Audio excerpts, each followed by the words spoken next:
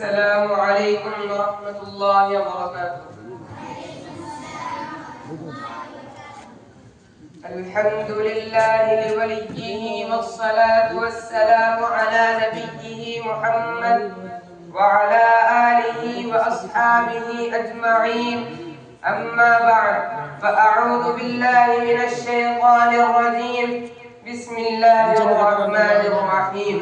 إن تنصروا الله ينصركم ويثبت أقدامكم.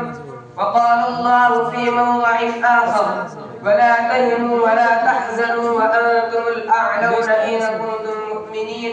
صدق الله العظيم. جب گلستان کو خون کی ضرورت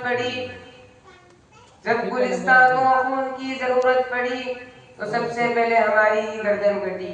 اب کہتے ہیں کہ ہم سے اہل چمن، یہ چمن ہمارا ہے تمہارا نہیں.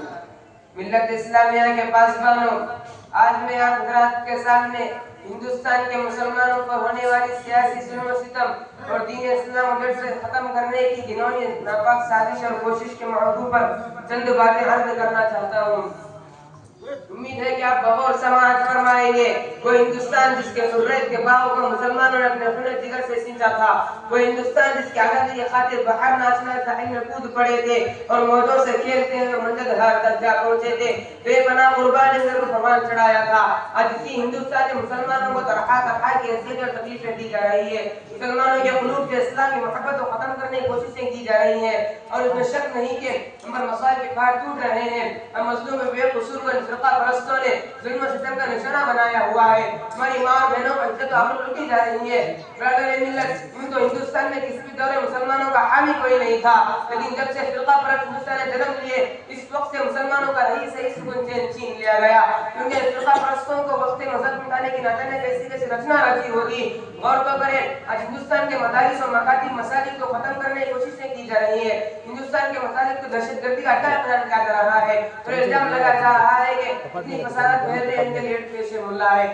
سب سے پہلے ان کو ختم کیا جائے اور اس کی آسان صورت یہ نکالی گئی کہ اب مسلمان کسی مدارس اور مکاتب مساجد کو نہیں بنا سکتے، لیکن شاید کو معلوم نہیں ہے کہ جب تک مسلمان رسی چلتی رہے گی، اس وقت تک دین اسلام کو اور مساجد مکاتب کو کسی طرح کی آنچ لینا نہ دیں گے. ہم تمہاری دھمکیوں سے خوف کھا سکتے نہیں، ظلم کی آگے سر جھکا سکتے نہیں. اور ہے یہی تاریخ، ہے اپنی فلسفہ، ہم زمانے میں دبانے سے ابھرتے ہیں سدا. عزیزان اکرامی، اگر تو ہمارا مال مانگے تو مال دیں گے، اگر تو ہمارا جان مانگے تو جان مانگے تو جان دیں گے، اگر تو ہمارا تن من دھن مانگے سب کچھ دیں گے. لیکن یہ نہیں ہو سکتا کہ نبی کی جاہ و جلال دیں، یہ نہیں ہو سکتا کہ آخرت کو خبر دنیا کو ترجیح دیں. تو سب سے پہلے حضرت شاہ عبد العزیز رحمۃ اللہ علیہ میدان جہاد میں کود پڑے تھے اور افضل جہاد کلمت حق عین سلطان جاہد سے پیغرا سرشار ہو کر ہندوستان کے دارالحرب ہونے کا فتویٰ کیا اور انگریزوں کے خلاف محاذ قائم کیا اور وہ تہیا کر لیا تھا کہ ہندوستان کے غلامی کے ٹکڑے ٹکڑے کر کے عزت لیں گے. اس کے نتیجے مسلمانوں کو مسائل و مشکلات ان کے مراحل دشوار گزر گھاٹے اور واجہ سے گزرنا پڑا.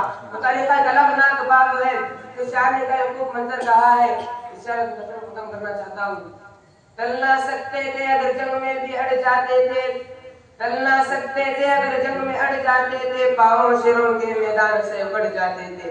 اس سے سرکش ہوا کوئی تو بگڑ جاتے تھے، دیو کیا چیز ہے ہم دو سے لڑ جاتے تھے. شکریہ.